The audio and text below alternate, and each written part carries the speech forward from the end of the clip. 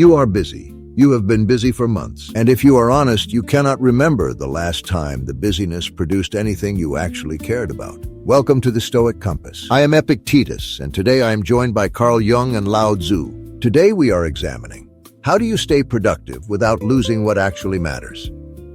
Let us be clear about what we are actually talking about. Productivity is not the problem. The problem is that most people have never decided what they are being productive for. They have built a very efficient machine and have no idea where it is pointed. So before we discuss how to protect what matters, you need to answer a harder question. Do you actually know what matters to you, or have you just inherited someone else's answer?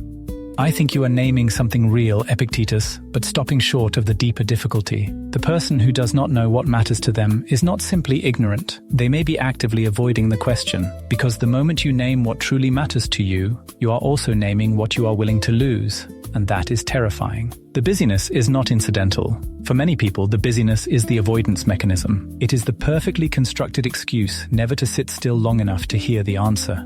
You are both assuming the problem is a missing answer. But what if the problem is the question itself? What matters is already a very serious, very heavy thing to carry everywhere. People exhaust themselves trying to locate the thing that justifies all the effort. Sometimes the effort is the problem, not the direction of it. That is a convenient observation if you want to avoid doing anything. The person who is drowning does not need a philosophical reframe about effort. They need to know which direction is up. I am not asking anyone to carry a heavy philosophy with them at every moment. I am asking something simpler. Before you fill your day, name what you are protecting. That is not a burden. That is the most basic act of practical reasoning. But here is the issue I keep running into, both in my own thinking and with people who struggle with this. The things that genuinely matter are often the things the ego finds least flattering to prioritize. A man fills his hours with work because work is legible, measurable, and produces external confirmation that he exists and is valuable. Sitting with his child, being present with his partner, making time for something creative and uncertain, these things produce no such confirmation. So the productivity is not just habit, it is identity reinforcement. He is not productive because he does not know what matters. He is productive because what matters does not make him feel like enough. That is closer to what I am pointing at. The activity is not neutral. It is a kind of armor, but I would go further and say that the armor is not just protecting the ego from discomfort. It is also protecting the person from a kind of stillness they have never learned to tolerate. The question is not whether they value the right things. The question is whether they can stand to be in the presence of those things without immediately doing something to them. I will grant you both that self-deception is real and that busyness can be a hiding place. But there is a danger in making this too psychological, too interior. At some point you have to act. The person sitting with their existential complexity is still not calling their mother, still not working on the thing they said mattered, still not making the decision they have been postponing. Understanding why you are avoiding something does not automatically produce movement. At some point you simply have to choose.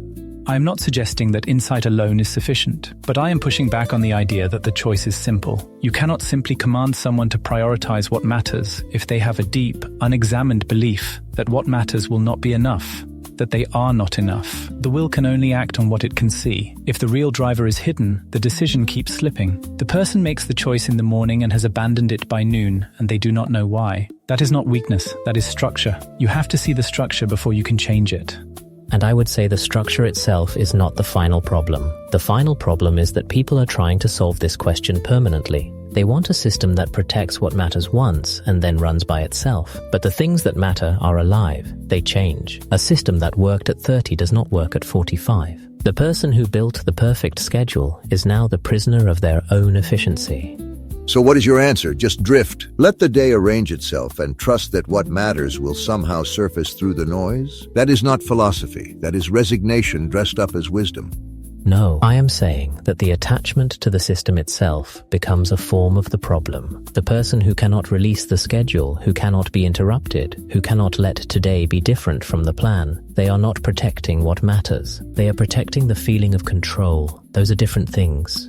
And this is where I think the three of us are circling something that is genuinely difficult to articulate. There is a distinction between the discipline that serves life and the discipline that substitutes for it. Epictetus, I understand why you want people to choose and act. That is necessary. But the act of choosing must be preceded by something honest. an actual encounter with what you value, not a list you produced because it seemed like the right answer. Otherwise, you are not protecting what matters. You are protecting a story about yourself as someone who knows what matters.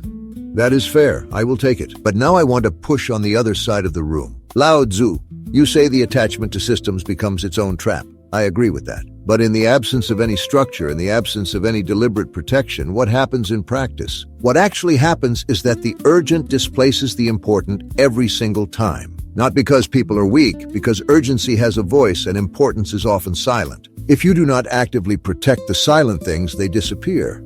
Yes, and the protection I am describing is not no structure. It is a different kind of attention, not a wall but an awareness. You do not build a fence around the garden and declare it safe. You tend it every day, not because you have a system, but because you notice when it needs water. What strikes me about both of your framings is that they both assume the person knows at the end of the day whether they have honored what matters. But in my experience, and I'm thinking about this clinically, not theoretically, people are remarkably good at constructing convincing narratives about why today had to go the way it did. The rationalization follows the behavior. They are not lying deliberately. They genuinely believe they had no choice. The question I keep returning to is, how do you break that pattern from the inside?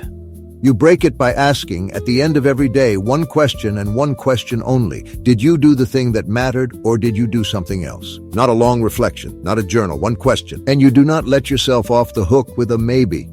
That is useful, but I would add, do not ask the question with a verdict already prepared. Most people ask themselves this question in a way that has already decided the answer. The real question is whether you can look at the day without defending it.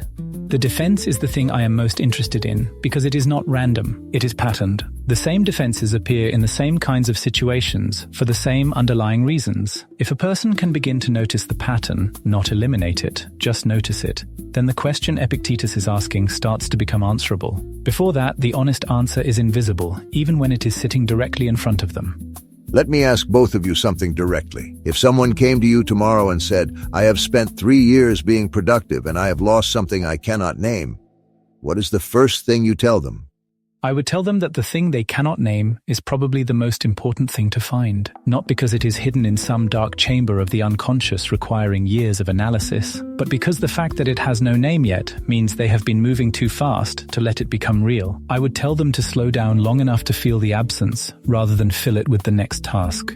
I would tell them to stop trying to recover it, not because it cannot be found, but because the recovery effort is usually just more of the same. More doing, more controlling, more arriving somewhere. What they lost did not go far. It is right where they left it. They just stopped being present enough to see it.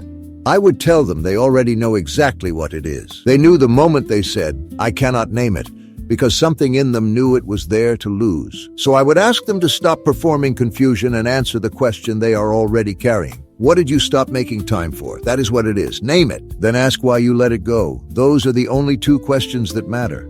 And I would not argue with that as a starting point, but I would caution that the answer they give first is almost never the whole answer. There are layers. The thing they name will be real, but beneath it will be something that explains why they let it erode in the first place. That layer is where the real work is. You are both right, and you are both still in the same room. EPICTETUS wants them to name it and act. Jung wants them to understand the layers beneath the naming. But neither of you is asking the prior question. Are they willing to let the busyness stop long enough to find out? That willingness is the gate. Everything else is behind it. You have heard 3 different arguments about why this is hard. Now here's something simpler. You already know what matters to you. You do not need more reflection, more analysis, or a better system to discover it. You need to stop pretending you do not know. Here is what is actually happening. Every day, you make a series of small decisions about where your time goes. Most of them feel forced, like you had no choice, but they are choices. And over weeks and months, those choices accumulate into a life. The question is whether the life they are accumulating is the one you intended. Productivity is not the enemy. The enemy is productivity without direction. Motion that feels like progress but is pointed at nothing you actually chose. You can be extraordinarily efficient at building the wrong life. So here is the test. Not a system, not a framework. A single question that you ask yourself at the start of each day. What is the one thing that, if I do not protect it today, I will have lost something that matters. Not the most urgent thing, not the most measurable thing, the thing that actually counts. Then protect it. Block it. Do it first if you can. And if the day devours it anyway, notice that. Do not explain it away. Just notice that it happened again. Today, try this. Write down the one thing you have been consistently failing to protect. Not because the task is important, because you decided it was. Then look at your schedule for tomorrow and find where it fits. Not someday, tomorrow.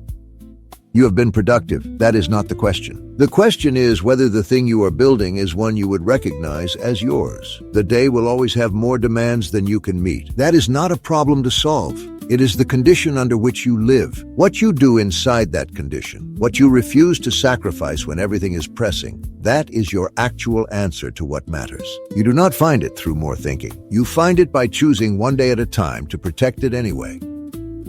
If today's conversation has served you, take it further. Pay Attention by C. Tribune, 12 Lessons in the Practice of Seeing Clearly. Available now on Amazon.